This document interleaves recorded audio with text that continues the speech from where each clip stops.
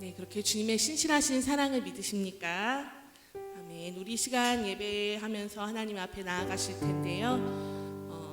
우리의 것도, 우리의 힘, 우리의 어떤 계획들, 우리의 얼마 없는 지혜들을 의지하지 않고 하나님만을 의지하며 또 하나님의 그 은혜를 바라며 또 예수님의 그 보혈로 우리를 덮어달라고 이 시간 우리가 찬양하시며 고백하며 나아갔으면 좋겠습니다.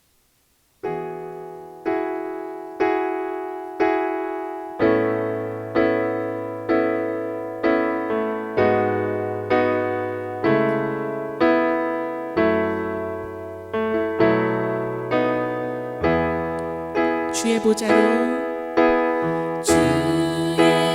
보좌로 나갈 때 어떻게 나가야 할까?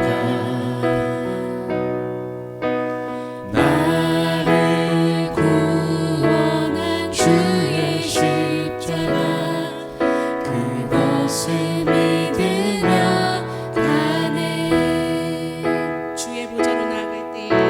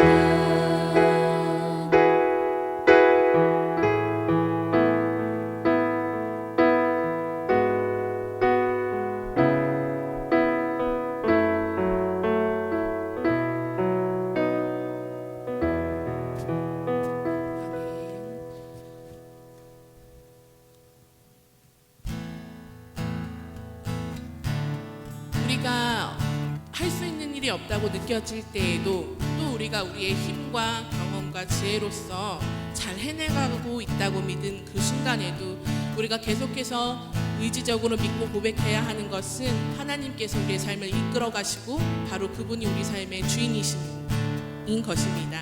여러분 믿으시지요? 네, 우리 함께 고백했으면 좋겠습니다. 하늘 위에 주님 밖에 내가 사모할 자 이 세상에 없네.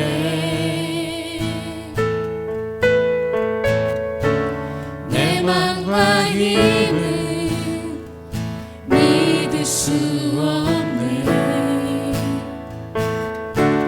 오직 한 가지 그 주. 다시 한번 고백하겠습니다. 하늘 위에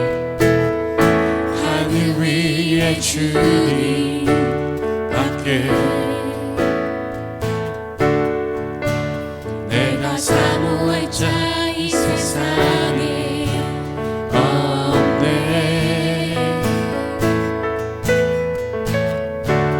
내 맘과 힘은 믿을 수 없네. 오직 한 가지 오직 한 가지 그 진리를 믿네.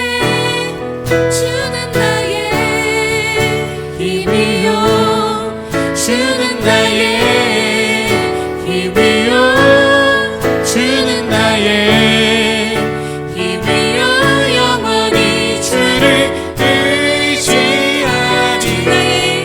주는 나의 힘이요 주는 나의 힘이요 주는 나의 힘이요 영원히 주를 의지하니.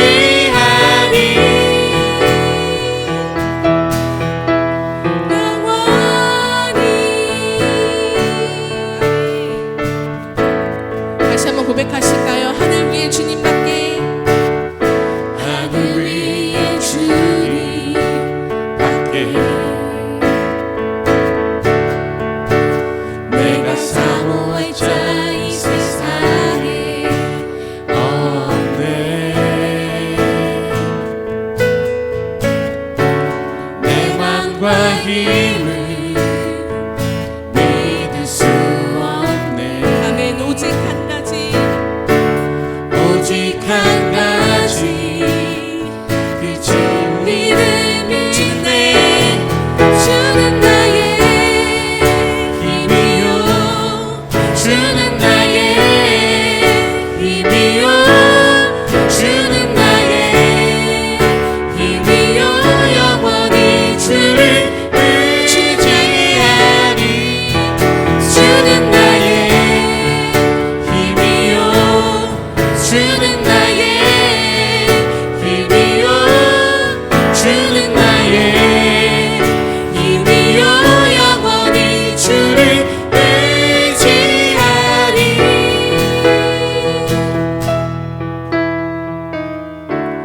내 맘과 힘은 믿을 수 없네.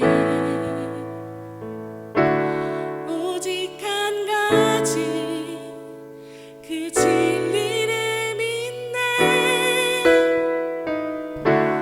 내 맘과 힘은 믿을 수 없네. 오직 한 가지 그 진리를 한 번 더 믿음으로 믿네. 고백합시다. 내 맘과 힘은 믿을 수 없네. 오직 한 가지 그 진리를 믿네. 주는 나의 힘이요 주는 나의 힘이요 주는 나의 힘이요 영원히 주를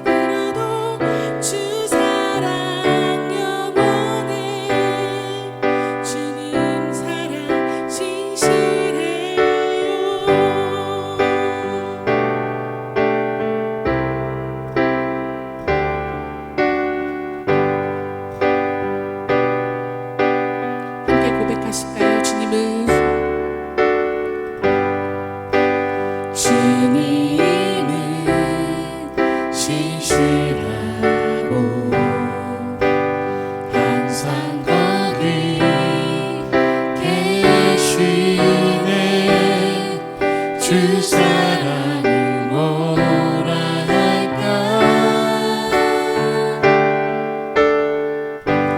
주 사랑이 내 생명보다 귀하고 주 사랑이 파도보다 더 강해요 세월이 가고 꽃이 시들어도 주 사랑 영원해 주님 사랑 신실해 주 사랑이 내 생명보다 귀하고 주 사랑이 파도보다 더 강해요 세월이 가고 꽃이 시들어도 주 사랑 영원해 주님 사랑 신실해요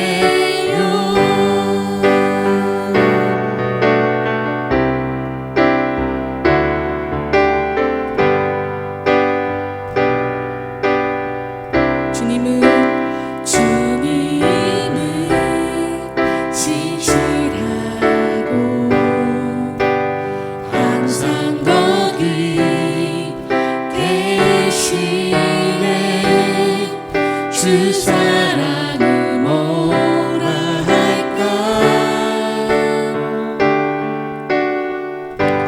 주 사랑이 내 생명보다 귀하고 주 사랑이 파도보다 더 강해요 세월이 가고 꽃이 시들어도 주 사랑 영원해 우리 다시 한번 고백하겠습니다. 주 사랑이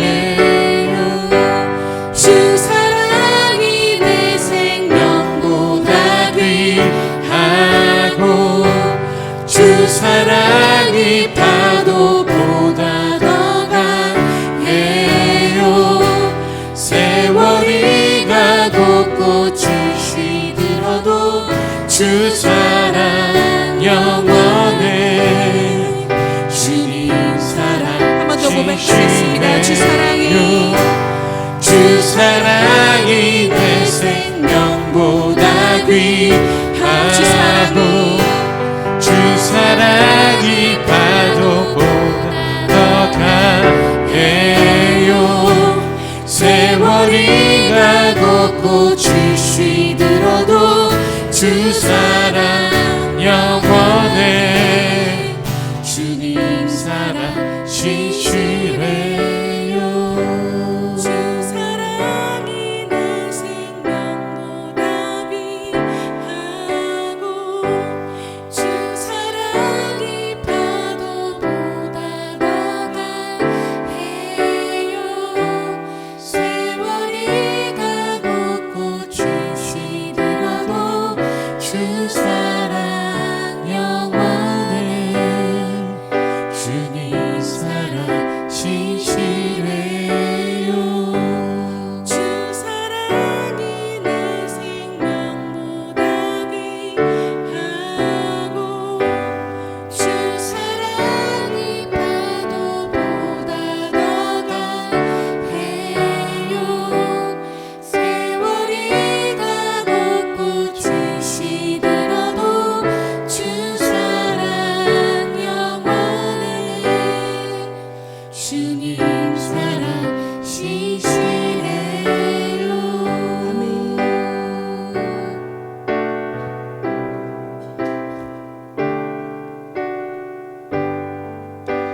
우리 삶에 임하시는 그 주님의 신실하신 사랑을 함께 묵상하시며 하나님 앞에 잠잠히 나아가시겠습니다.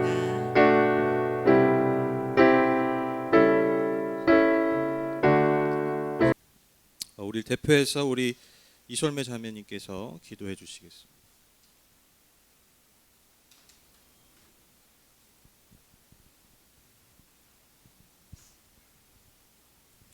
기도하시겠습니다. 하나님, 오늘도 우리에게 예배할 수 있는 상황을 허락하여 주셔서 감사합니다. 우리가 당연하게 여기는 일상이 당연한 것이 아니었던 것처럼 우리가 그저 은혜로 하나님의 자녀가 된 것이 신기하고 감사합니다. 하나님을 찾지만 날마다 어떻게 살아야 하는지 모르겠고 알면서도 넘어집니다. 말씀을 등불 삼아서 매일 넘어지는 삶에 힘이 되어 주시고 또 돌이키는 능력이 되게 하여 주시옵소서. 나보다 하나님이 더 빛나게 하는 사람이 되기 원합니다. 우리의 모습이 하나님을 모르는 사람들에게도 하나님을 보게 하는 통로가 될 수 있도록 말씀 안에서 성장하는 우리가 되게 하여 주세요. 말씀 전하시는 목사님께도 하나님의 지혜가 부어져서 하나님의 마음을 잘 전달하게 하시고 우리의 마음에도 잘 새겨지는 은혜의 시간 되게 하여 주세요. 함께하지 못한 성도님들께도 동일한 은혜가 부어지길 소망합니다. 이 시간 성령님 함께해 주실 줄 믿습니다. 예수님 이름으로 기도드렸습니다. 아멘.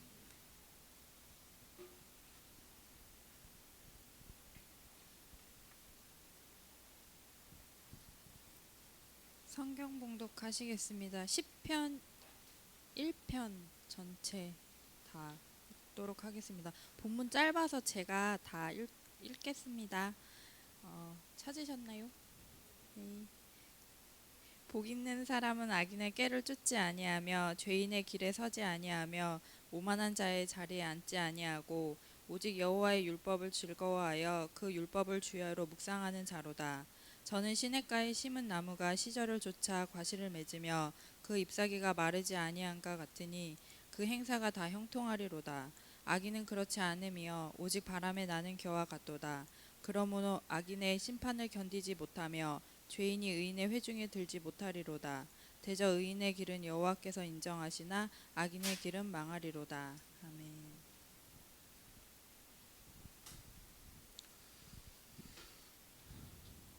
네, 반갑습니다. 네. 네. 저는 매주 이게 그런 마음이에요. 매주 한 주 한 주가 우리에게 허락된 것 같은 그런 느낌. 또 이제 제 안에 그런 마음이 있어요. 주님, 교회가 사고 치지 않게 해주십시오. 교회에서 확진자가 확 나면 이제 좀 교회가 더 모이기 어렵잖아요. 그래서 주님 좀 은혜를 베풀어 달라는데 지금 우리가 굉장히 지금 좋지 않습니까? 지금 확진자 지금 국내에서 감염된 사람이 지금 거의 이제 며칠째 거의 나타나지 않고 있고 지금 거의 다 이제 10명 정도가 해외에서 유입된 어떤 그런 분들인데 그래서 좀 이것이 잘 계속 좀 유지가 돼서 물론 이제 우리 예배도 예배지만 지금 많은 어떤 일상과 삶의 어떤 생산하는 것들이나 그런 거 다 무너져 있지 않습니까? 많이 그래서 빨리 좀 회복해야 되잖아요. 그래서 여러분 계속해서 좀 너무 긴장의 끈을 풀지 마시고 우리가 해야 될 것 수칙들 이렇게 손 잘 씻고 또 공공장소에서 마스크도 잘 쓰시고 또 이렇게 평소에 말할 때 너무 침이 많이 튀시는 분들은 좀 이제 말의 속도나 너무 흥분하지 마시고 저한테 하는 얘기예요. 그래서 좀 그렇게 잘 하시면 계속 이것이 유지되지 않을까 또 우리가 계속 그렇게 기도해야 하지 않을까 생각해 봅니다. 여기 계신 공간에 계신 분들이 여러 세대가 다 있지 않습니까? 젊은 이들부터 우리 지금 시온이가 가장 어린데 중학생부터 해서 또 지금 뭐 늘 말씀드리지만 우리 대동아 전쟁까지 치르셨던 우리 전영희 권사님 지금 90이 다 돼 가시죠. 여러 세대가 지금 함께 예배드리는데 지금까지 뭐 짧은 생을 사셨던 긴 삶을 사셨던 살아오시면서 크고 작은 사건들을 많이 경험하셨을 거예요. 그것이 뭐 개인적인 사건일 수도 있고 뭐 전쟁과 같은 큰 어떤 온 나라에 있어서 큰 일일 수도 있고요. 많은 일들을 겪으셨겠지만 아마 우리가 지금 통과하고 있는 이 코로나19 같은 전 지구적인 이 사건을 경험하고 또 이것이 굉장히 오랜 시간 지속되는 어떤 이런 경험들 하신 적 아마 거의 없으실 것 같아요. 그렇죠?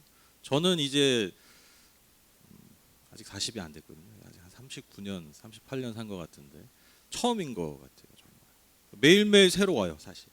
이런 것들을 계속해서 경험하고 있다라는 것이.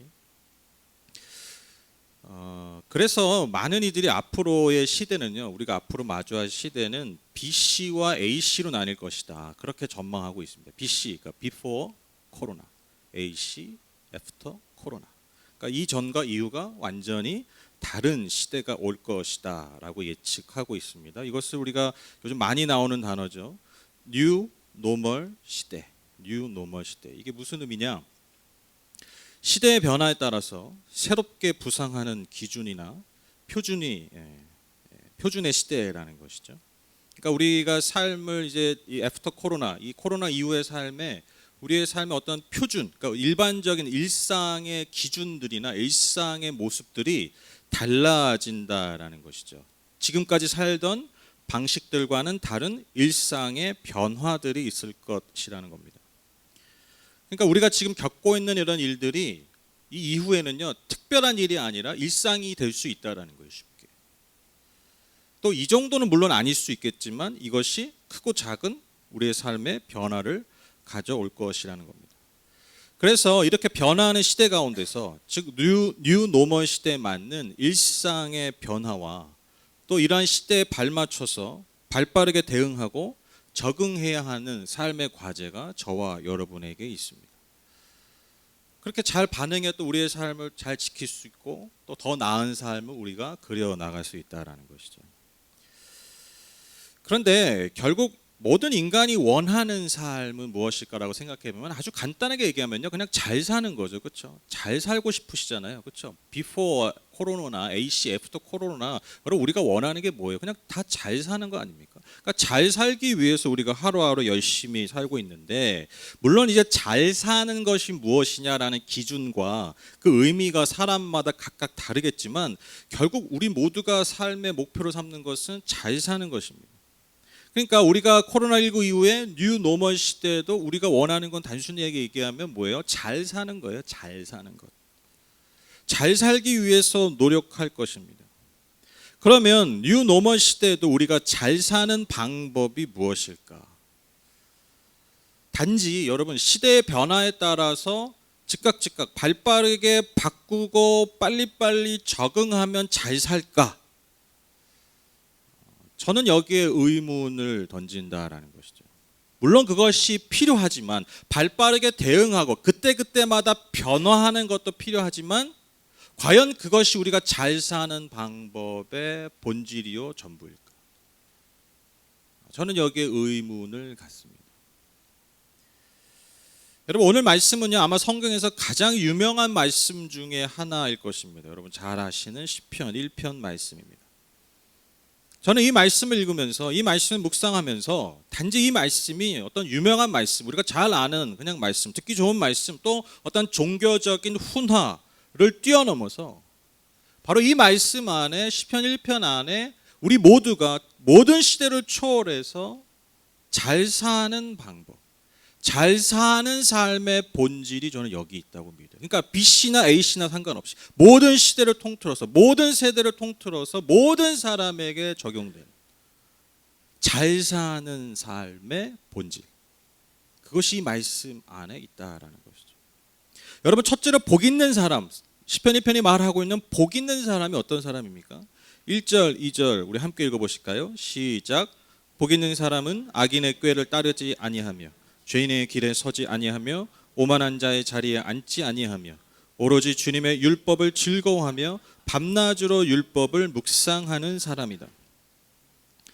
간단히 말해서 여러분 복 있는 사람이 어떤 사람이에요? 죄 짓지 않고 죄를 선택하지 않고 죄의 길을 걷지 않고 오직 하나님의 말씀을 묵상하고 하나님의 말씀에 반응하고 그렇게 사는 삶이다. 간단히 말하면 이거죠. 1절 2절을. 그런데 여러분 이 말씀을 잘 이해하시려면요, 정말 잘 이해하시려면 순서를 바꿔야 돼요. 1절과 2절의 순서를 바꿔야 돼요. 즉 죄를 짓지 않고 말씀을 따라서 하는 게 아니라요, 말씀을 내가 주야로 묵상하고 그 말씀을 따르는 삶을 선택하고 그 길을 걸어야 우리가 죄를 짓지 않고 죄인의 길에 서지 않고 오만한 자의 자리에 앉지 않는 거예요. 분리되지 않는다는 거예요. 근데 뭐가 더 먼저냐, 뭐가 더 우선적이냐, 뭐가 더 본질적으로 깔고 가야 되냐? 우리가 먼저 주님의 말씀을 늘 듣고 생각하고 적용하고 반응하는 삶이 먼저라는 거예요. 그 당연한 결과가 귀결이 바로 죄인의 삶을 살지 않는 거예요. 그게 먼저라는 것이죠. 그러니까요, 늘 그분의 은혜를 사모하게 되고 그 은혜 아래 살기를 원하게 되고 주야로 그것이 나의 삶이고 주야로 그것을 내가 생각하고 사니까요. 여러분 당연히 내 삶이 악인의 길, 즉 멸망이 예약된 그 악인의 삶을 악인의 길을 살지 않으니까 당연히 복된 삶을 살 수밖에 없는 거예요. 그러니까 너무나 당연한 귀결이라는 것이죠. 복을 받는 사람, 복 있는 사람이 될 수밖에 없다라는 거예요. 멸망의 길을 떠나서 늘 나 자신의 한계와 나 자신의 부족함과 나의 연약한 죄를 인식하고 겸손히 하나님의 은혜 아래 사는 삶을 내가 항상 소망한다는 것이잖아요. 또 그렇게 내가 살아간다는 것이잖아요. 여러분 그러니까 어떻게 그 삶이 복되지 않을 수 있겠냐라는 것이죠. 여러분 제가 늘 말씀드리지만 우리가 구원을 이야기하기 위해서 우리가 구원을 받았다라는 것을 먼저 이야기하기 위해서 우리가 먼저 마주해야 될 것이 무엇이냐면 나의 죄인됨을 자각해야 돼요. 내가 죄인됨을 직면해야 돼요. 그게 먼저입니다. 즉 나의 죄를 직면해야 내 부족함과 내 한계를 직면해야 창조주 하나님의 구원자 예수 그리스도의 그 은혜가 진정 나의 삶의 은혜가 되고 구원의 능력이 우리의 삶에 침투해 들어올 수 있다라는 것입니다. 다시 말씀드립니다. 나의 연약함과 나의 부족함, 나의 죄를 먼저 직면해야 돼요. 그런데 그것을 어떻게 직면합니까? 말씀을 통해 직면하는 거예요. 말씀이 우리의 영혼을 비추는 분명한 거울이기 때문입니다. 여러분 너무 잘 아시잖아요. 내가 아픈 사람임을 인정하지 않으면요. 그러니까 내가 환자임을 직면하지 않으면 여러분 치료는요, 회복은요, 출발을 할 수가 없어요. 아시죠? 내가 아픈 사람을 인정해 일단 병원을 갈 거 아니에요.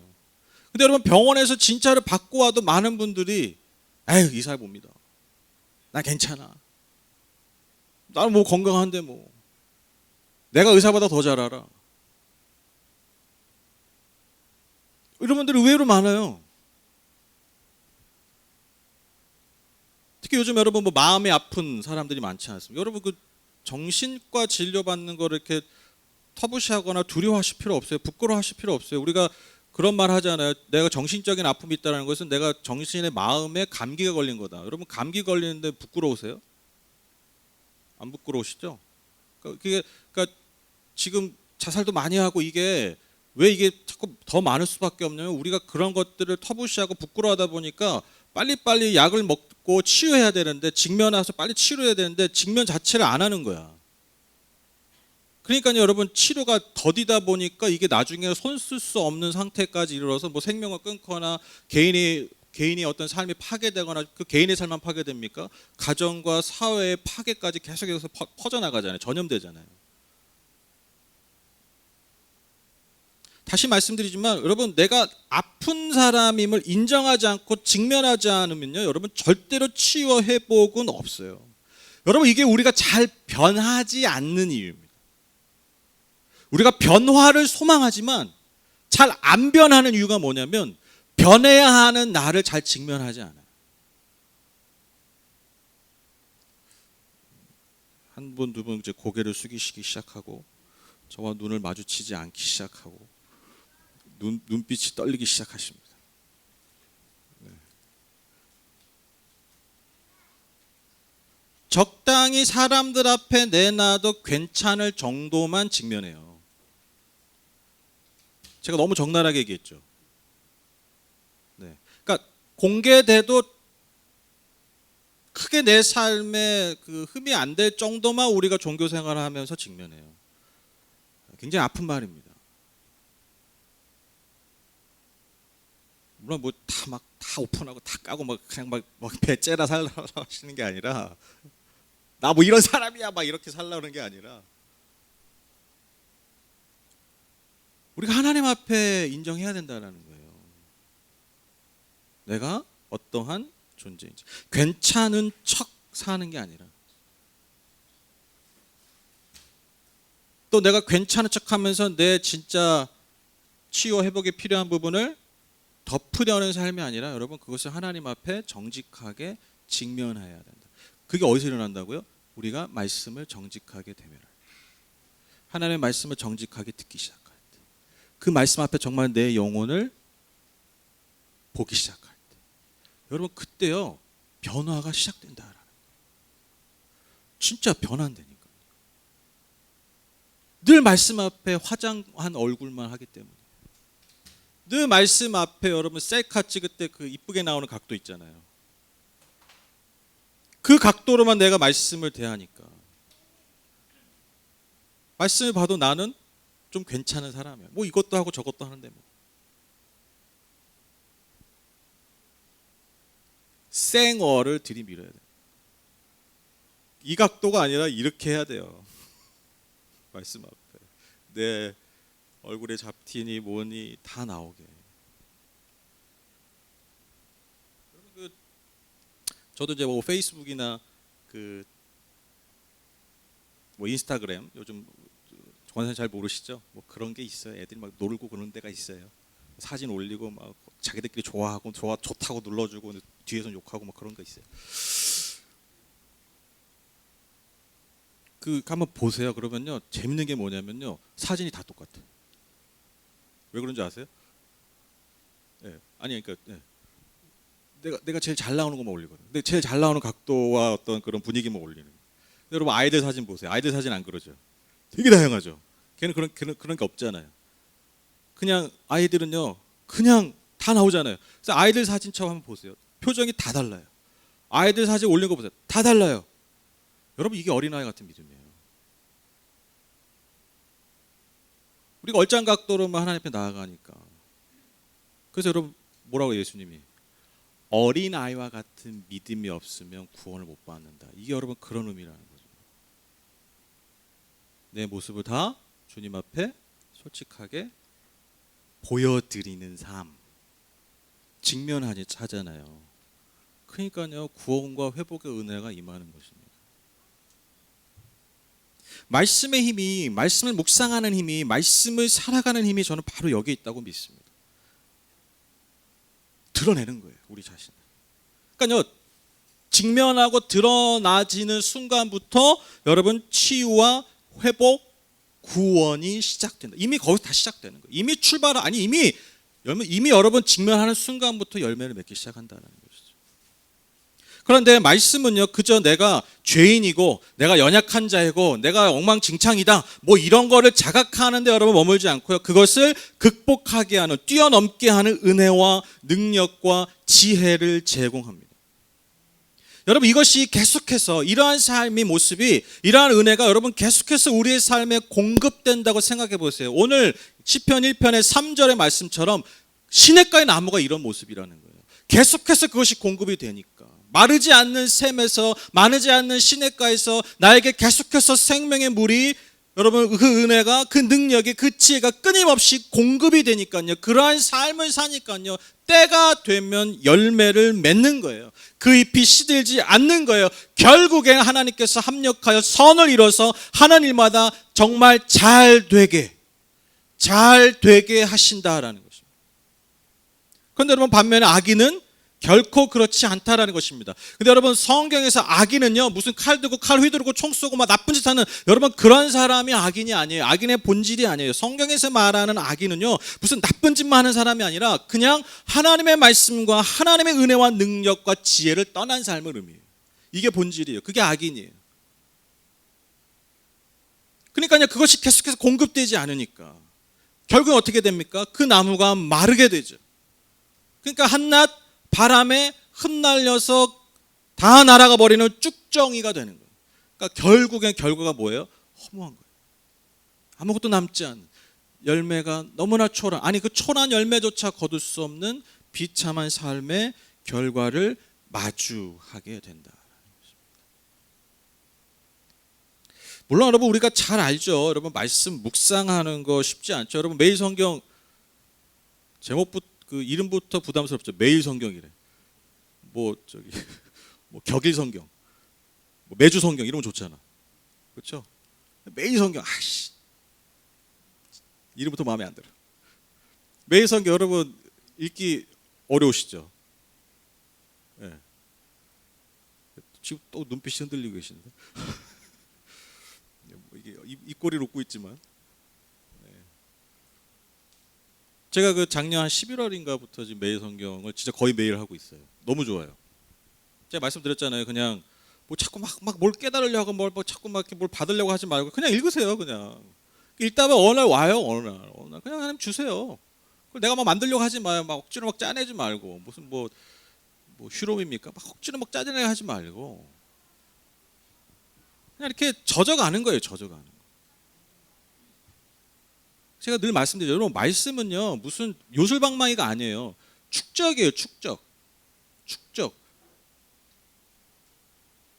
그 티핑 포인트라고 그러죠. 그 축적이 쌓일 때 언제 하나 팍 튀는 순간이 와요. 그 순간을 위해서 우리가 말씀을 축적하는 거예요.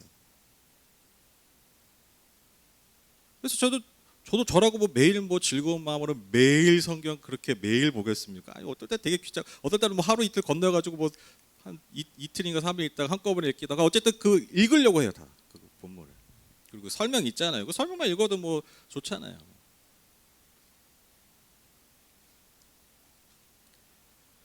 그것조차 여러분 쉽지 않습니다. 여러분 뭐 우리가 유튜브 동영상 하나만 봐도 뭐 짧아도 5분 10분인데 그거 우리 뭐 하루 몇 개씩 보지 않습니까? 그렇죠? 근데 말씀 그 오늘 매일 성경 오늘 아침에 시편 3편이었는데 그거 읽으니까 5분? 설명 시편 짧으니까 설명까지 그러니까 5분이에요. 5분. 근데 그걸 못 하잖아요. 그러니까 어려워요. 말씀을 묵상하는 것도 어려운데 여러분 말씀을 따라 순종하며 사는 건 또 얼마나 더 어렵습니까? 그렇죠? 그렇죠? 아니 말씀 읽는 것도 어려운데 말씀을 살아 여러분 결코 쉽지 않아요. 결코 쉽지 않아요. 어렵습니다. 무지 어렵습니다. 때로는 많은 고통까지도 때로는 감내해야 합니다. 나 자신을 막 쳐야 됩니다. 나 자신을 막 내려놔야 됩니다. 내가 없어, 그러니까 어느 날 내가 없어야 말씀이 들리고 내가 없어져야 말씀을 순종할 때가 와요. 어떤 때는요. 내가 살아 있으면 절대로 들리지도 않아요. 반응은 무슨? 그런데 여러분, 우리가 이걸 믿는 게 있잖아요. 우리가 믿음이 있잖아요. 그러니까 믿잖아요. 뭘 믿습니까? 그것이 우리에게 있는 우리에게 하나님 주신 길이다. 그것이 우리에게 주신 하나님의 진리다. 그것이 우리에게 정말 장차 생명을 주는 말씀이다. 여러분 이걸 우리가 믿으니까요. 그 길을 선택하는 거예요. 그것이 옳은 것이니까. 그것이 결국엔 나한테 옳은 것이니까 여러분 선택하는 거예요. 여러분 분명한 진리가 뭐냐면 옳은 길을 걷는 자가요. 결국엔 이깁니다. 믿으시죠? 기도 한 5분만 하고 갈까요? 안 믿는 것 같아요. 여러분 옳은 길을 선택하고 그 길을 묵묵히 걷는 자들이 여러분 결국엔 이기는 걸 믿으시죠? 그거 안 믿으면 우리 이 자리에 뭐하러 있냐고요. 다시 생각하셔야 돼요. 그걸 안 믿으면 우리가 이 자리에 왜 있냐고요. 오늘 이 아침에 여러분 예배하러 나오신 여러분의 선택이 무엇입니까? 옳은 것을 믿기 때문에 여러분 이 자리에 선택하신 거예요. 이 믿음이 있는 한 우리는요 늘 싸우는 거죠. 말씀의 길을, 그 진리, 그 길을, 그 생명을 선택하는 것을 우리가 포기하지 않는 거예요. 결국엔 하나님께서 그 말씀의 길, 그 옳은 길을 걷는 자들에게 반드시 결국엔 합력하여 선을 이루게 하시고 승리하게 하시고 결국엔 아름답고 풍성한 열매를 맺게 하신다는 것을 우리는 믿는 자들입니다.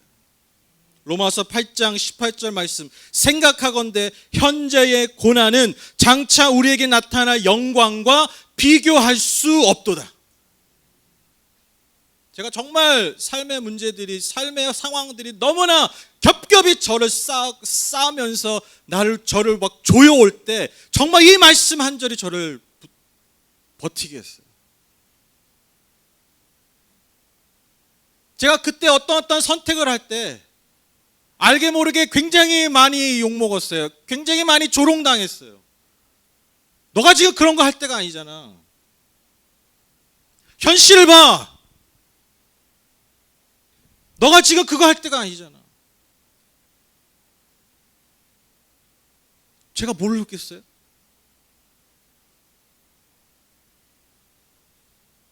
근데 그 옳은 길을 제가 믿는 옳은 길을 선택하니까요. 이게 막 내가 뭐 시냇가에 심은 나무처럼 뭐 열매 맺는 게 아니라 더 막 앙상해져. 더 막 쪼그라들고 막 이제 막 뿌리채 뽑힐 것 같아. 뭐야 이거? 진짜 막 혼란이 오는 거예요. 왜 혼란이 안 오겠어요? 아니 터널이 나오려고 선택한 왼쪽으로 할까 오른쪽으로 할까 하는데 이쪽 오른쪽으로 가면 터널이 나올 끝날 건데 더 깊이 들어가 막.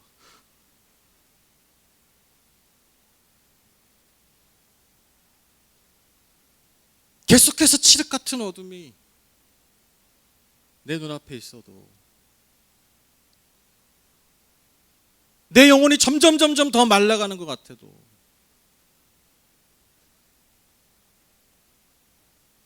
장차 우리에게 나타날 영광과 비교할 수 없다. 이걸 믿잖아요, 우리가.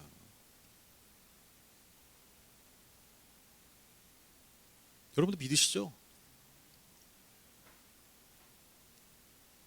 여러분, 전 세계적인 팬데믹, 이 코로나 이 상황에 대해서 굉장히 많은 나라가 고통을 받고 있는데 여러분 아시다시피 너무 잘 아시죠? 대한민국의 이 코로나 대응이요, 전 세계적인 인정과 칭찬을 받고 있는 거 여러분 너무 잘 아실 겁니다. 그래서 여러분 요즘 우리가 어느 순간 지금 다 뭐 하고 있는 줄 아세요? 미국과 유럽을 무시하기 시작했어요. 그 야만인들의 그 문명을 이룬 지 얼마 안 됐어요. 문명을 이룬 지, 그러니까 좀 사람답게 살지 우리 이 동양보다 오래되지 않았어요. 그래서 역시 그 뿌리 깊은 야만인들. 뭐 옛날에 막 동경하고 막 이러던 나라들이었는데 여러분 우리가 그러니까 요즘 젊은 세대들이요 엄청난 프라이드, 자부심을 이게 새겨져 버렸어요, DNA에. 굉장히 우리에게 굉장히 축복과 같은 시간. 우리 시온이 같은 이제 세대들이 이제 성인이 되면요, 뭐 거기 앞에서 뭐 주눅 들지 않아. 왜? 예. 진짜 위기에 강했던, 진짜 위기에 빛을 발했던 그 민족, 그 나라, 이 경험을 우리가 지금 하기 시작한 거예요. 전 세계적인 칭찬과 전 세계적인 찬사를 받고 있습니다. 코로나 대응의 표준이 되고 있어요. 전 세계가 배우고 있고요. 우리의 지원을 바라고 있습니다. 국민들의 자부심이 이렇게까지 올라간 적이 없을 정도로 세계적인 인정을 받고 있습니다. 여러분 그 원인이 뭘까? 왜 우리가 이렇게 코로나 대응을 잘했을까라는 것을 분석할 때 여러분 크게 두 가지가 나와요. 이게 뭐 제가 얘기하는 게 아니라 우리가 분석하는 게 아니라 전 세계적으로 이렇게 공통적으로 얘기해요. 그게 뭐냐면 첫 번째로 투명성이에요. 두 번째로 적극적인 검사. 그러니까 여러분 정부가요 모든 그 정보를요, 이 질병에 대한 정보, 확진자 이런 확산에 대한 정보를 아주 투명하게 공개했습니다. 이 많은 나라들이요 그 정부나 정권의 그 어떤 유익이 되냐 이익이 되냐 유불리에 따라서 정보를 숨기기도 하고 감추기도 하고 왜곡하기도 했어요. 그게 뭐야 아시는 거로 뭐 일본, 뭐 미국, 여러분 중국이 이만큼 걸리고 이만큼 죽었다라는 것을 믿는 사람이 전 세계 인구 중에 없죠. 아무도 안 믿죠. 아무도 안 믿죠. 여러분 대한민국 다 믿어요. 1의 자리 수까지 믿어요. 그만큼 투명하게 공개한 거예요. 여러분 우리가 다른 나라처럼 셧다운이라고 해서 생활을 아예 못하게 하지 않았잖아요. 우리 일상은 다 살았잖아요. 덜 나가고 그냥 집에 있으라고 했지. 여러분 진짜 아예 못 나가게 나가면 벌금 물리고 그러지 않았잖아요. 가게 아예 문 닫게 안 했잖아요. 그렇죠? 우리 지금 강제적으로 예배 못 모이게 안 했죠. 근데 여러분 미국이나 이런 서양은요 강제적으로 못하게 셧다운이라고 그러는데 아예 못하게 해버렸어요. 근데 여러분 우리가 그렇게 하지만 여러분 우리 마트도 가고 일상을 살았잖아요. 왜 그런 줄 아세요? 믿은 거예요. 우리가 알게 모르게. 뭘 믿은 거예요? 아, 확진자가 어디 들렀고 어디 나왔고 몇 명이 있다. 우리 주변에 확진자가 누구 있다. 이걸요 정보를 믿으니까 우리가 그렇게 행동할 수 있었던 거예요. 못 믿으면요 못 나가죠. 그렇죠? 불안해서 더 못 나가는 거예요. 그러니까 알게 모르게 우리가 이 정부에서 질병본부에서 제공하는 정보를 알게 모르게 다 신뢰한 거예요. 그러니까 그 투명성 우리는 알고 있는 거예요.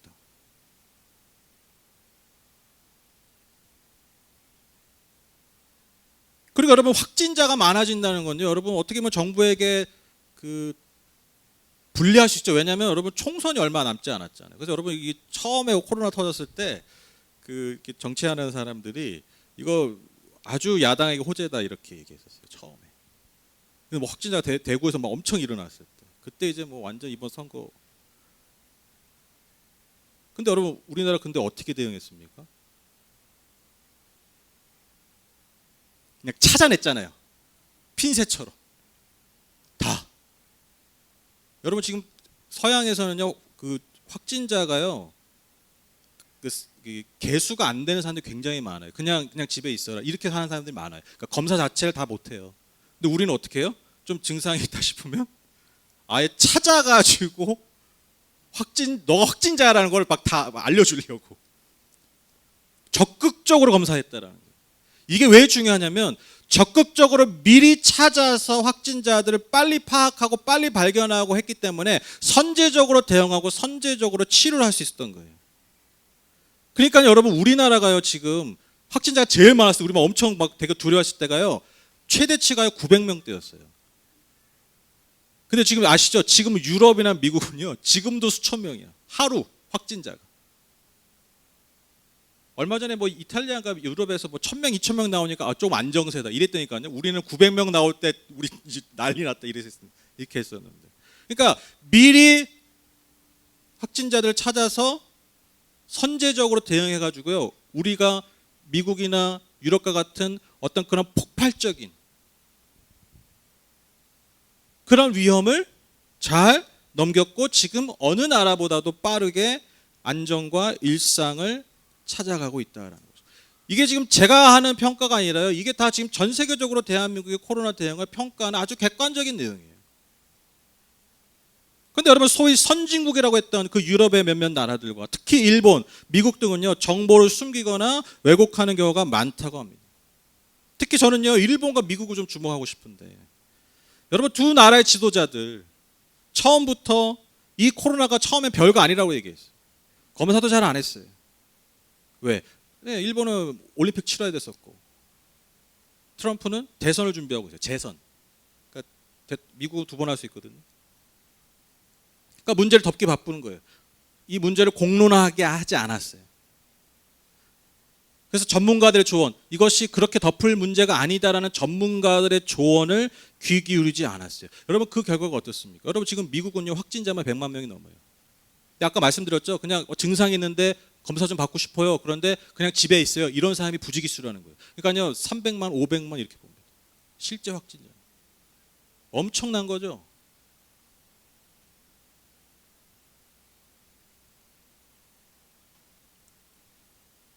굉장히 중요한 건데 결국엔 옳은 것을 선택하지 않은 결과가요 어느 순간요 이렇게 엄청난 비극으로 다가온다. 지금 나한테는 좀 불리할 수 있어도 지금 나한테는 좀 문제가 될 수 있어도 정직하게 위기를 직면한 것에 내가 정직하게 반응하니까요. 여러분 누구보다 그 위기를 빨리 극복한 게 우리나라예요. 근데 여러분 아시잖아요. 좀 뭐 제가 그 사람들 다 할 수 없죠. 우리가 그냥 느끼기에도 여러분 뭐 아베나 트럼프 우리가 어떻게 살아온 사람들인지 알잖아요. 그렇죠? 자신의 정치적인 이유를 목적을 위해서 자신의 어떤 뭐 트럼프 아시다시피 뭐 재벌 아니었습니까? 자신의 어떤 이익을 위해서 그렇게 선택하고 그렇게 그냥 덮을 건 덮고 그렇게 살아온 사람들이잖아요. 그러니까 여러분 위기가 그냥 이거 와도 그냥 뭐 잘 되겠지 뭐 이렇게 하면 되겠지 뭐 힘과 돈이 있었으니까 그렇게 살아왔으니까 위기가 닥치니까요 바닥에 드러나는 거예요. 전 그걸 지금 너무 분명하게 봐요. 위기가 오니까요 그냥 괜찮을 때는요 뭐 대단한 사람들인 것 같지만 그 살아온 삶의 궤적이요. 그 살아온 삶의 궤적의 결과가 그 삶에 뿌렸던 씨앗의 결과가요. 위기 때 진짜 드러나는 거예요. 그 사람의 진가가요. 여러분 위기 때 드러나는 거예요. 우리가 지금 다 목도하고 있지 않습니까? 저는 이것이 굉장히 중요한 삶의 깨달음을 우리가 얻는다고 믿습니다. 여러분, 제가 아까 말씀드렸죠. 뉴 노멀 시대, 새로운 일상의 표준이 우리에게 올 것이다. 그런데 여러분, 뉴 노멀 시대의 가장 중요한 특징 중에 하나가 뭐냐면요, 언제든 위기가 일상이 될 수 있는 시대라는 거예요. 그러니까 우리는 이러한 위기가요, 언제든 다시 일상이 될 수 있는 가능성이 많아진 시대가 앞으로의 뉴 노멀 시대예요. 이 시대 우리가 어떻게 준비해야 될까요? 답이 나오는 거죠. 오늘부터, 지금 이 순간부터 옳은 선택을 하는 삶을 살아야 돼요. 그 훈련을 해야 돼요. 그 씨앗을 뿌려야 됩니다. 그 훈련을 우리가 하루하루 할 때, 위기가 닥쳐왔을 때요, 그것을 이길 힘이 있어요. 그것을 견뎌낼 근육이 있다. 진짜 위기가 우리에게 닥쳐왔을 때 우리가 그렇게 묵묵히 심었던, 뿌렸던 그 씨앗이 그때 꽃이 피고 그때 열매를 맺게 된다. 진짜 위기가 왔을 때 우리의 삶이 증명됩니다.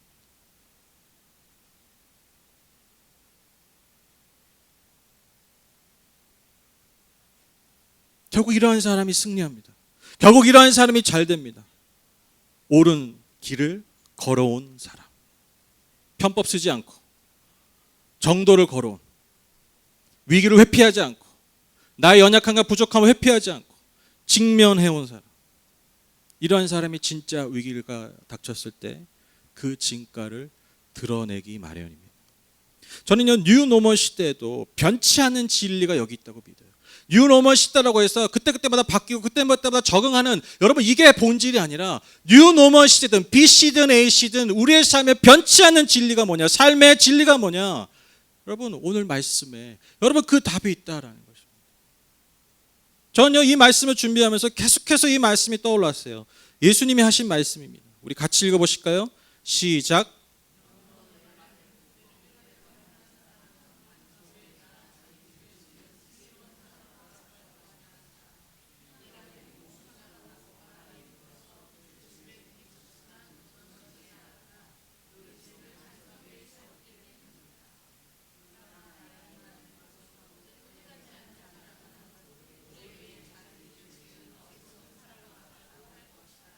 비가 내리고 홍수가 나고 바람이 불어서 그 집에 들이치니 무너졌다.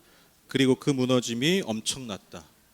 지금 세계에 돌아가는 판이 이 말씀 안에 축약되어 있지 않습니까? 너무너무 중요한 말씀 아닙니까? 뉴 노멀 시대 우리에게 주시는 말씀, 이 시편 1편과 이 마태복음 이 7장 이 말씀이 너무나 우리에게 적실한 말씀 아닙니까? 여러분, 우리 매일매일 나만의 집을 짓고 삽니다. 그 집을 꾸미기 바쁘죠. 그 안에, 그 겉에 화려하고 이쁘고 좋은 것들로 치장하려고 합니다. 그래야 내가 돋보이니까요. 그래야 내가 멋있어 보이니까요. 그러니까요, 그러면 내가 인정받으니까요. 그런데 여러분, 진짜 위기가 닥쳤을 때, 홍수가 나고 바람이 불고 큰 위기가 닥쳤을 때, 여러분, 내가 그렇게 꾸며왔던 것들 다 거추장스러운 것이 됩니다. 오히려 그것이 위기가 왔을 때 내가 겪은 위기를 더 가중시킵니다. 여러분, 그래서 일본이요, 살림살이가 간단한 거예요. 지진이 많이 나니까 가지도구를 막 많이 들일 수가 없는 거예요. 소박하죠? 그분들이 워낙 소박해서가 아니에요. 그게 오랜 세월 그렇게 살아왔기 때문이에요. 그러니까요, 지진이 나면 빨리 피해야 돼요. 그러니까 뭐 가지도구가 많으면 더 위험한 거예요. 그러니까 집도 단순하게 짓고, 우리처럼 뭐 구들장 놓고 안 하잖아요. 일본 사람들 어떻게 저 추운데 다 죽거든요. 2층에서 구두장 떨어져 봐. 그러니까 다다미식으로 짓는 거예요. 간단하게. 거추장스러운 것 될 뿐만 아니라 내가 치장했던 그 모든 것들이 오히려 위기 때 나에게 더 큰 위험을 줍니다. 흔들리고 쓰러져가는 집을 크고 화려한 것들이 지탱해주지 않아요. 우리의 삶을 정말 진정으로 지탱해주고 지켜주는 것은 여러분, 내 삶에 치장했던 그런 것들이 아니라는 거예요. 내 집을 반석 위에 지은 사람, 하루하루 그 반석 위에 내 집을 하나하나 쌓아간 사람, 여러분 그 삶이 참으로 복된 삶이 됩니다. 얼마나 복된 삶인지 반드시 그 진가가 드러날 때가 옵니다. 편법 쓰고 순간의 유익만을 바라고 그렇게 하루하루 살아가는 삶이 쌓였을 때 여러분 큰 위기가 닥쳐도요 그렇게 사는 거예요. 그렇게 반응하는 거예요. 늘 하던 대로 위기임에도 직면하지 않고 편법 쓰고 모면하려 하고 순간의 이익을 위해서 선택하니까요 순식간에 무너져 내려버리는 밑바닥에 드러나 버려요. 하루아침에 얼마나 그 모든 것들이 공허했는지. 그러나 늘 나 자신의 부족함과 연약함을 말씀 앞에 직면하고 그것을 극복하기 위해서 묵묵히 정도를 걷고 옳은 것을 선택하고 순간의 이익이 아니라 옳음을 선택하는 것, 진리를 선택하는 삶. 여러분 이러한 삶이 하루하루 우리의 삶에 쌓여갔을 때 여러분 위기가 일상이 될 수 있는 앞으로의 모든 시대 가운데서 우리의 삶의 진가를 드러낸다라는 거예요. 여러분 세상의 법칙도 이러할지인데 세상도 여러분 지금 그렇게 돌아가는 것들이 하나님이 그렇게 세상이 돌아가는 것들을 통해서도 말씀해 주고 계시는데 하물며 우리의 삶을 말씀에 진짜 하나님의 말씀의 반석 위에 세운다면 여러분 어떤 일이 벌어지겠습니까? 하나님이 그러나 우리의 삶을 인정해 주신다면 여러분 대체 어떤 일이 벌어질까 우리가 가늠할 수 없다라는 것이죠. 마지막 6절입니다. 그렇다 의인의 길은 주님께서 인정하시지만 악인의 길은 망할 것이다. 하나님이 인정하신다라는 거예요. 그 사람. 인정하시는 삶에 여러분 진가가 드러날 때 여러분 우리의 삶에 어떤 열매가 맺어질까? 우리가 기대하지도 않았던 열매들이 맺어진다라는 거예요. 여러분 우리가 코로나를 지나오면서 우리가 전 세계적으로 이러한 칭찬과 이러한 찬사를 받을지 누가 한 명 예상했겠습니까? 아무도 없어요. 단 한 명도 없었을 거예요. 근데 그런 결과 우리 앞에 주어져 있잖아요. 그리스도의 반석 위에 내 삶의 집을 짓는 사람, 그 말씀의 반석 위에 내 삶의 집을 하루하루 지어가는 사람. 여러분 그 말씀의 반석과 진리 위에 집을 짓는 사람이 오늘 1편의 말씀처럼 시냇가에 심은 나무 같은 복 있는 사람인 줄 믿습니다. 결론을 맺겠습니다. 여러분 그 요즘 많이 나오는 게 뭐냐면요, 뭐 교회 안에서도 그렇고요, 여러분 교회 밖에 뭐 세상에서 그렇고요, 뭐 코로나 이후에 뭐 어떤 세상, 코로나 이후의 삶, 코로나 이후에 어떤 교회의 모습, 뭐 이러에 대한 뭐 예측이 막 예측과 전망이 막 난무합니다. 저는 이제 그렇게 해야죠. 뭐 또 그렇게 사셔야죠. 근데 저는 그런 막 말들이 막 여기서 들릴 때마다 제 안에 무슨 생각이 드냐면, 아니 코로나가 올지도 전혀 몰랐던 사람들이 뭘 자꾸 예측한다고 그래요. 이거 오고 예측한 사람이 뭐 누가 있겠어요? 빌 게이츠 몇 명 예측했대지만,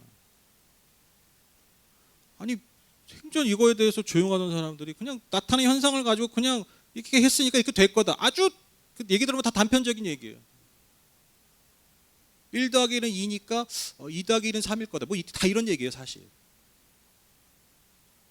전문가라는 타이틀로 말을 하니까 사람들이 그런가 보다 하지. 여러분도 다 하실 수 있는 얘기예요. 다 할 수 있는 전망. 제가 왜 말씀드리냐면, 여러분 몰라요. 뭘 준비해야지, 뭘 대응해야지. 사실 진짜 왜 위기가 진짜 위기입니까? 모르는 게 와서 위기잖아요. 그러니까 진짜 중요한 게 뭐냐면요, 물론 우리가 그때그때마다 변화하고 그때그때마다 반응하고 미리 준비하고도 중요하지만, 변치 않는 것을, 그러나 정말 중요하고 본질적인 것을 오늘부터 다시 붙잡는 게 가장 중요한 거예요. 그게 어떠한 시대에도 변치 않는 우리의 삶을 지키는 것이기 때문에, 우리의 삶을 복되게 하는 것이기 때문에. 물론 그런 소리에 귀 기울일 필요가 있지만, 저는 그것들이 본질적으로 들리지 않아요.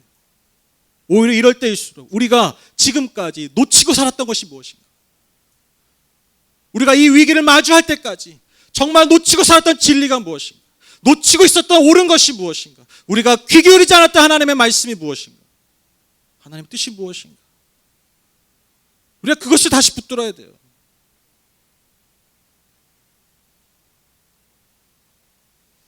오늘 코로나19 이후 뉴노멀 시대 어떤 사람이 참으로 복된 사람인가 여러분과 함께 나눴습니다. 여러분, 하나님은요, 물론 성경으로도 말씀하시지만 세상을 통해서 말씀하세요. 모든 것을 통해서 하나님 말씀하십니다. 저는요, 이번 코로나 사태를 통해서 하나님 우리 모두에게 여러분 분명하게 전 세계인들이 다 묵도하고 다 들을 수밖에 말씀하셨다고 믿어요. 시편 1편의 말씀처럼 진짜 복 있는 사람이 어떤 사람? 진짜 복 있는 사람이 어떤 사람? 이 위기 가운데 분명히 보여주셨으면 믿습니다. 뉴노멀 시대. 제목이 거창하죠. 항상 제목에 비해서 내용이 거창하진 않죠. 예상된 얘기들이죠. 여러분, 뉴노멀 시대가 어떤 시대라고 말씀드렸습니까? 위기가 언제든 일상이 될 수 있는 시대예요. 이 예측 불가능한 시대에 늘 말씀의 진리 위에 서셔서 늘 옳은 것을 선택하시고 직면할 수 있는, 위기에 직면할 수 있는, 내 연약함과 내 부족함에 직면할 수 있는 용기가 있는 담대함이 있는 우리 성도님들 다 되시길 주님의 이름으로 축복합니다. 그래서 정말 그 위기가 닥쳐왔을 때도 두려워하고 움츠러드는 것이 아니라, 편법 쓰는 건 아니라, 그래서 그것도 다 담대하게, 누구보다 담대하게 그것을 돌파해낼 수 있는 은혜와 능력과 지혜가 우리 모두에게 함께 하실 줄 믿습니다. 말씀이신 예수 그리스도와 날마다 동행함으로써 그 그리스도의 말씀의 반석 위에 집을 짓는 모든 성도님들 되셔서 오히려 위기 가운데 진가를 드러내는, 위기 가운데 진짜였음을 드러낼 수 있는, 자랑할 수 있는, 그리고 우리 모든 하늘법교회 성도님들 다 되시기를 주님의 이름으로 축복합니다. 우리 같이 기도하실까요?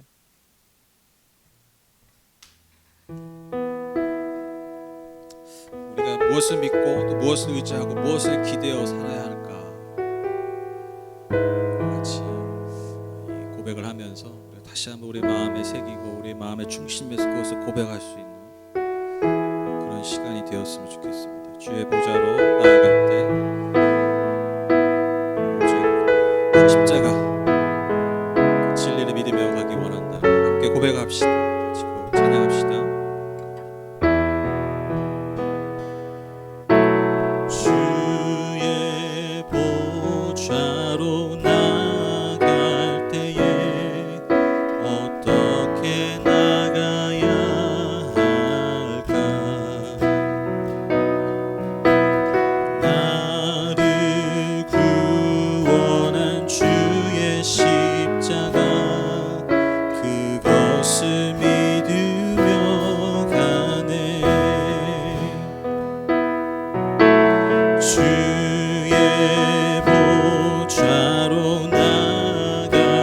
여전히 부족하나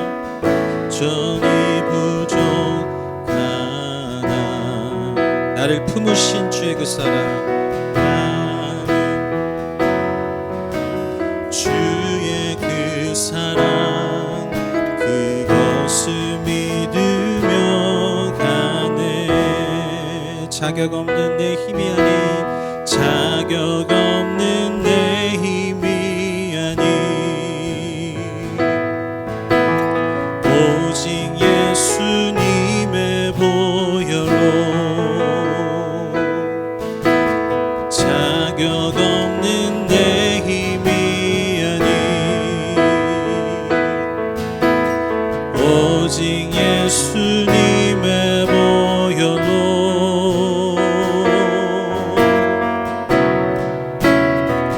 십자가의 보혈, 완전하신 사랑 힘입어 나갑니다.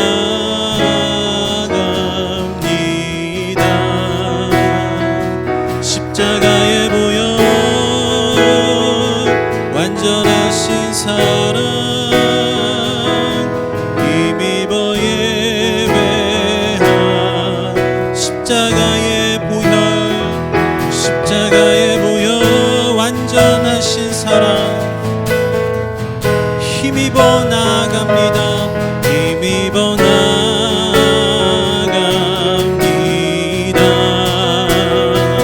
십자가의 보혈, 완전하신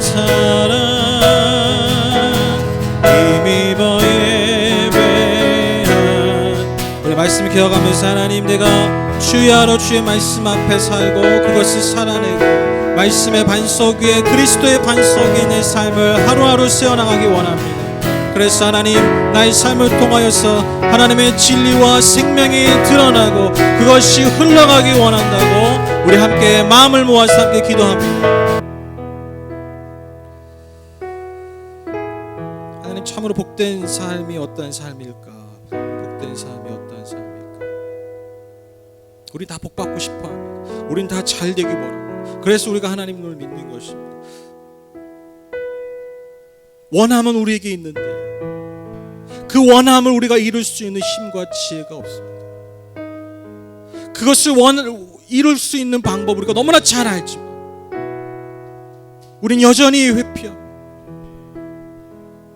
여전히 직면하기를 두려워합니다.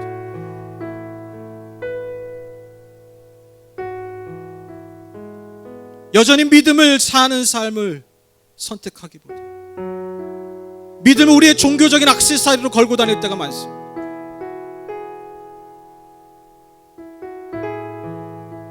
우리의 삶이 믿음을 증명하기보다 믿는 척하고 살 때가 많습니다.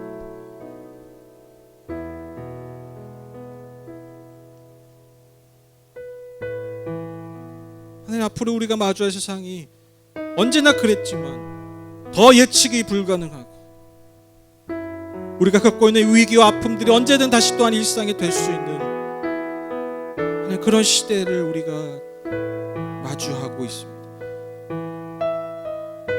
이 변화하는 시대에, 이 예측 불가능한 시대에 이미 우리에게 주신 진리를 붙들기 원합니다. 이미 우리에게 보여주신 그 길을 걷기 원합니다. 이미 우리에게 풍성하게 약속하신 그 생명을 살기 원합니다.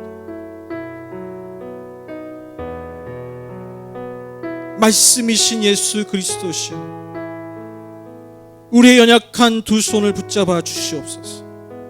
우리의 연약한 무릎을 다시 일으켜 주시옵소서. 우리의 연약한 걸음에 힘있게 하여 주시옵소서. 우리의 삶을 다시 그리스도의 반석 위에 하나하나 다시 그 집을 세우기 원합니다. 우리의 집을 세우기 원합니다. 이 교회를 다시 세우기 원합니다. 그래서 어떠한 시대가 와도, 아니 오히려 그러한 시대가 와도 우리의 삶과 우리의 믿음과 우리의 신앙의 진가가 더욱더 드러날 수 있는 하나님, 우리 모든 성도님 될 수 있도록, 이 교회 될 수 있도록 하나님 축복하여 주시옵소서. 특별히 오늘 어린이 주일을 맞이해서 우리 다음 세대들을 위해서 기도합니다. 주여, 이 아이들의 삶에 진정 말씀의 씨앗이 깊이 깊이 심어지고 뿌리 내릴 수 있도록 축복하여 주시옵소서. 하나님, 이들이야말로 진정한 시냇가에 심은 나무같이 되게 하여 주시옵소서. 말씀의 반석 위에 그 집을 튼튼하게 지금부터 지어갈 수 있도록 하나님 축복하여 주시옵소서. 우리가 그 재료 되기 원합니다. 우리가 그러한 동역자 되어주기 원합니다. 그렇게 함께 어떠한 시대가 와도 담대하게 설 수 있는 더 빛나는 그 집을 함께 지어가는 우리 모든 하늘법교회 식구들 다 될 수 있도록 주님 축복하여 주시옵소서. 하나님, 오늘도 수고하고 무거운 짐을 안고 이 시간 주님 앞에 옵니다. 주님 앞에 시간 다 내려놓습니다. 하나님, 그 짐 대신 져 주십시오. 우리의 육체 연약함과 마음의 아픔 또한 다 내려놓습니다. 그것도 다 주님 대신 져 주십시오. 그래서 우리는 주님 주신 자유와 주님 주신 담대함과 주님 주신 회복을 가지고 그 말씀의 멍에만을 매며 담대하게 다시 승리하며 살아갈 수 있도록 주여 축복하여 주시옵소서. 예수님의 이름으로 축복하며 기도했습니다. 아멘. 감사합니다.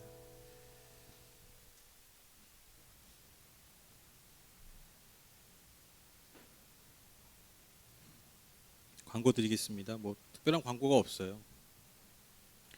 뭐 이렇게 제가 이제 연초에 뭐 이렇게 좀 소모임도 하고 청년들 이제 시작해서 소모임이 이제 그 작년부로 이렇게 또 확장해서 이제 막 하려고 막 마음을 먹었는데 이제 마음 딱 먹었는데 그 대구에서 31번 아주머니가 나오셔가지고 그래서 그 모든 게 수포로 돌아간 지 지금 한 3개월이 4개월이 다 돼갑니다. 그래서 뭘 계획하기가 어렵잖아요. 뭘 이렇게 그래서 원래 지금 6월달에 전성도 수련회가 준비를 했었어요. 좋은 장소도 이미 마련을 했었고 그래서 이렇게 했었는데 그것도 지금 어떻게 될지 모르죠. 그래서 좀 지켜봐야 될 것 같고요. 그래서 특별한 광고가 없습니다. 그래서 주중 예배 제가 지난주 말씀드렸다시피 주중 예배 여러분 말씀을 더 깊이 좀 배우고 깨닫기 위해서 여러분 수요 성경 강해 여러분 참여해 주시면 좋고요. 뭐든지 여러분 라이브가 좋습니다. 현장이 좋습니다. 제가 수요 예배는 이제 올리기로 했어요. 녹화를 해야 되나 라이브를 지금 고민을 하고 있고요. 하여튼 시간이 되신 분들 참여해 주시면 좋고요. 그다음에 금요기도에 우리가 부르짖어서 기도할 시간이 많지 않지 않습니까? 그래서 여러분 함께 우리가 부르짖어서 기도할 수 있는 그런 시간 여러분 금요일 날 9시 늘 여러분을 위해서 준비되어 있습니다. 여러분 함께 예배에 동참해 주시기를 부탁을 드리겠습니다. 아무도 아멘. 다음 주 예배 우리 김현영 집사님이 대표 기도해 주시고 우리 박아영 자매 지금 자리에 안 계신데 박아영 자매께서 성경 봉독해 주시겠습니다. 혹시 뭐 전달하고 싶은 광고 혹시 있으신가요? 뭐 없으시죠? 난 꼭 이 말을 해야겠다. 성도님 앞에서 이 말 하고 싶다. 뭐 그런 거 없으세요? 없습니까? 네. 그러면 제가 드신 예배를 위해서 기도하고 축도로 예배를 마치겠습니다. 하나님 감사합니다. 오늘도 우리 삶의 가장 귀한 씨앗이라고 할 수 있는 우리의 삶의 열매 이 물질의 씨앗을 주님 앞에 드립니다. 하나님 여기에는 단지 어떤 숫자가 아니라 이 안에는 우리의 삶이 삶의 고백이 이 안에 담겨 있습니다. 예수님 말씀하신 것처럼 우리의 마음이 이곳에 있습니다. 주여 주님의 나라를 위한 마음 또 우리의 삶에 하나님이 주실 그 복을 기대하는 마음 그 마음 모두 담아서 우리의 땀과 우리의 수고와 때로 우리의 눈물까지 담긴 예물을 주 앞에 드리오니 주께서 기쁘게 흠양해 주시고 드린 손길 그리고 삶의 모든 영역에 오직 주님만이 주신 은혜와 복으로 충만하게 채워 주시옵소서. 또 특별히 오늘 예배를 준비한 또 성도님들 계십니다. 예배팀 또 식사를 아침부터 오셔서 준비하신 그 손길들 주여 다 보시고 오히려 더 주목하실 줄 믿습니다. 드러나는 것 주님 사실 주님 눈에 잘 안 들어옵니다.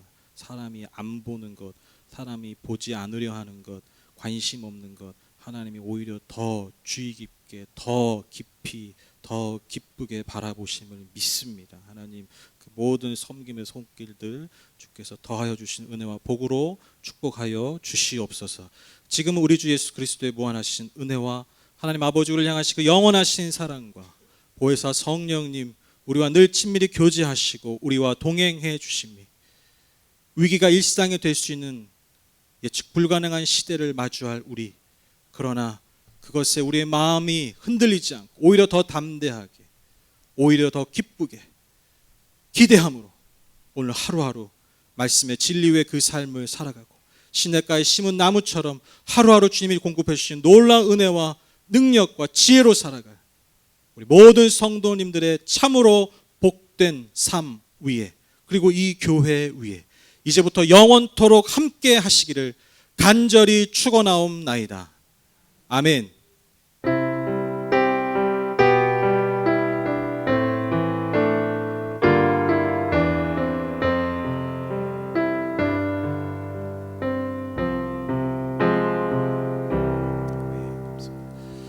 박수로 감사드립니다. 감사합니다.